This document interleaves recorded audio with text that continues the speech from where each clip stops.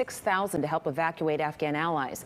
The Biden administration had planned to get all U.S. troops out of the country by the end of August. The Taliban is trying to project calm in Afghanistan as it patrols the streets of the capital city today. However, the U.S. chairman of the Joint Chiefs of Staff is warning the United States could face a new rise in terrorist threats from the Taliban-run country. Pentagon leaders say extremist groups, including al-Qaeda, may be able to regenerate in Afghanistan and pose a threat to the U.S. homeland within 2 years of the U.S. withdrawal. Joining us now is DePaul University history professor and terrorism analyst Tom Makaitis. Good morning, Tom. Good morning.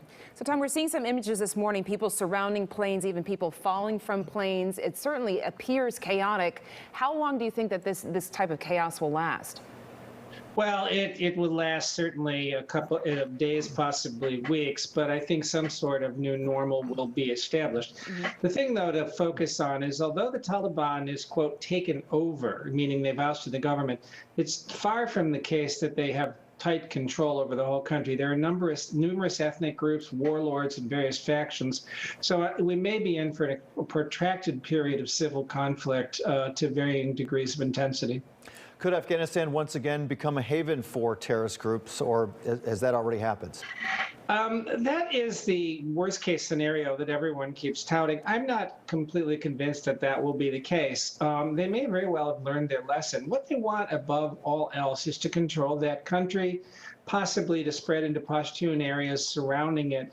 But I don't think they particularly want to risk bringing the wrath down of the United States down on their head, because we will not come back with ground troops. We will come back with over-the-horizon weapons, cruise missiles, drones, and so on. Now, the real concern, of course, is will they have adequate control over all of their territory to prevent it, which is to some degree the situation in Pakistan, where they don't have either the will or the ability to do it. So I think it's an open question at this point. I don't think it's a valid argument for continuing to stay in what is clearly a losing and unwinnable war. Tom, there was a lot of questions over the weekend about the interpreters and other people that had aided the Americans throughout the 20 years that we've been there. Do you believe that this could potentially be damaging for developing future relationships if these folks are not safe? Actually, this has been a longstanding problem when the United States has left. We've been accused of having a short attention span.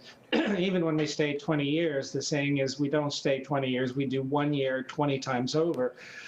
So it may have some dampening effect, but what we pay and what we offer, I think people will still take the risk. The other thing is I'm encouraged by is we're making a pretty concerted effort to get as many of those people out of the country as we possibly can.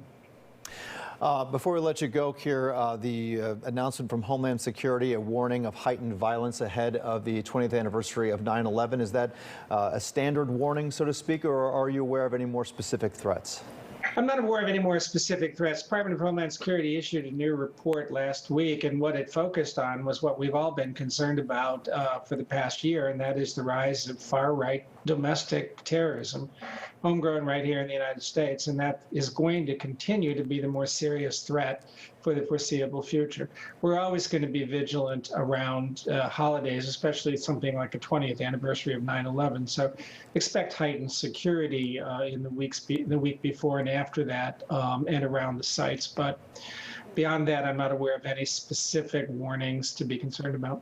Tom, there's been a lot of criticism of the Biden administration and the way that they have handled this. Do you think that they were caught off guard by the way that Taliban so quickly was able to proceed? I think that's a gross misunderstanding. What people don't realize, the Trump administration had run down our troop strength in Afghanistan to 2,500 by January 15th, before Biden even took office. And what people don't realize, once he announced in 2020, long before the agreement, that we were going to leave, local checkpoints started being taken over by the Taliban. In Kandahar alone, 200 checkpoints were surrendered to the Taliban in December. By the time Biden came into office, this was already a crisis, and he had two choices: surge another bunch of American troops, lose more money and more lives, or do what he's done. And let's not forget, 73% of Americans favor this withdrawal. And the same people, Republicans that are criticizing Biden, were cheering when Trump announced the decision. Tom Makaitis, thanks for joining us this morning. Good to see you. Happy to do it. Let's take a look at some of the other stories making headlines this morning. Chicago police officer Ella